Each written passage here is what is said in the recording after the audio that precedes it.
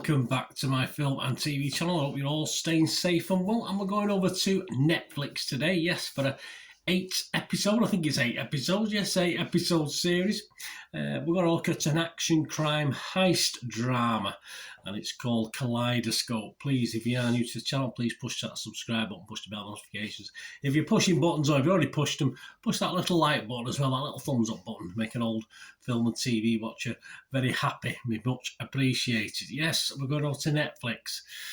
So we've got a TV series review today. I do film reviews as well, information vlogs, even the odd quiz as well. So, yeah, spread the word if you can, guys. An 8-part series, unique. Apparently, I didn't know this till after I'd watched the 7th episode. I might have watched it slightly differently if I'd known this, because I'll tell you more in a moment. It's unique for its shuffled order. It centres around master thief Leo Papp, played by Giancarlo Esposito, brilliantly, and his crew attempting an epic heist worth $7 billion, but betrayal, greed, and other threats undermine their plans. Yes, the uniqueness of the shuffled order is apparently, obviously, apart from the final episode, which is simply called White, it's all colours, pink, blue, stuff like this. You can watch any of the other 7 in any order you want. I watched them in the order they came, but yes, and it doesn't affect the watching of the thing. I thought there were flashbacks and flash forwards, etc., but I was getting very, very confused. I've said if I'd known this was the idea, then I might have latched on a little bit quicker. But yeah, interesting anyway. I mean, sort of quirky in that sense. It was released on January the 1st, 2023. Right, what are people thinking? Well, Joe Public, not bad. Internet Movie Database, 6.8 out of 10, and that's based on over 21,400 reviews and scores, and 83% positivity. So we'll take that. But to compensate, or if you like to negate that, you've got the Rotten Tomatoes audience only giving it a 46%, so only 46 positivity. Very, very odd, very odd. And apart from Mr. Esposito that I've already mentioned, we've got Rufus Sewell in this, with another great part. Paz Vega, Rosalind Elby, Jay Courtney, and Tati Gabrielle, and Peter Mark Kendall, plus others as well recurring in this. So we've got all those characters. Rotten Tomatoes critics, what did they think? Well, the Rotten Tomatoes critics reported a 48% approval, so not good. So I say, apart from Internet Movie Database, which was very good, it's not looking good, is it? Certainly not from the critics and not from the Rotten Tomatoes audience. Perhaps it's a Rotten Tomatoes bug, I'm not too sure.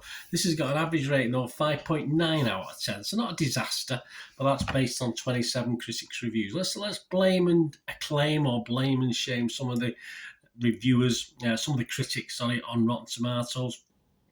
Brian Tellerico from RogerEbbett.com, he said, there are performances from an admittedly engaging cast that hold Kaleidoscope together in the moment, but it loses its shape pretty quickly. Yes, I'd echo some of that. Michael Hogan from the Daily Telegraph here in the UK, he was much nicer on it. He said, it's stylish, suspenseful and cleverly executed. Kaleidoscope gathers binge-worthy momentum as it barrels towards its climactic showdown. Yes, well, yeah, it's odd. You did get to see some of the showdown in some of the earlier episodes, so depending on what order you watch them in. Anyway, I won't bang on about that. You gather it's quirky. Nick Hilton from The Independent here in the UK said, watched in any order, the story that unfolds is a simple, pleasurable rollick through the business of an ultra-tight security and the crooks who seek to undo that. Yeah, can't argue with that.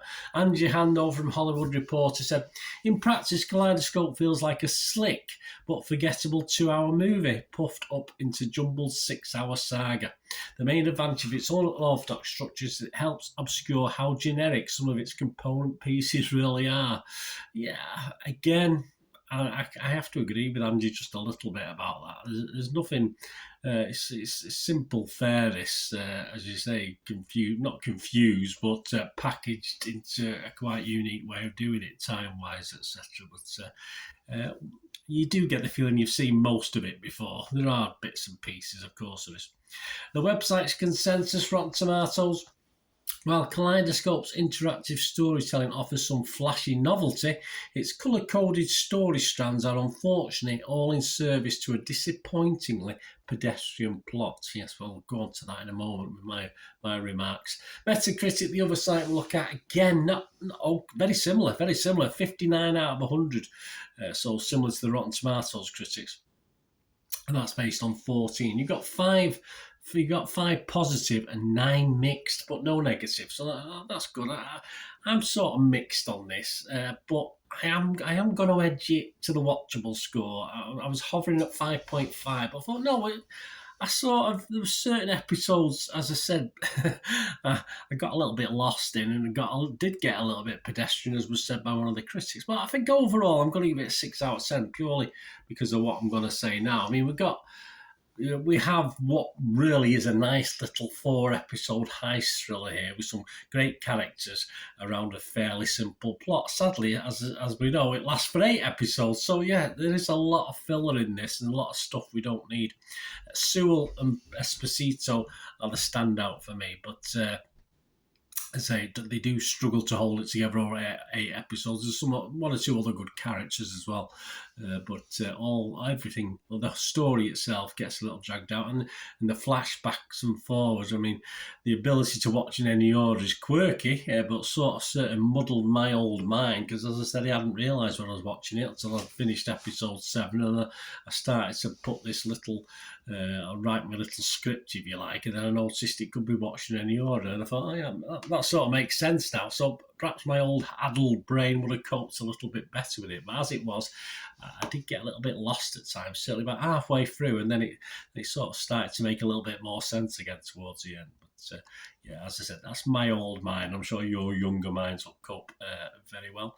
And I just have to conclude, it's okay stuff. It's nothing fantastic. It's just good standard for Mr. Eric Garcia. It's just good standard high stuff that, I say, we've seen it before, but reasonably packaged with some good actors, and some good sets as well, some good setups, some good sets that they're working at, etc. It's not very, what's the word?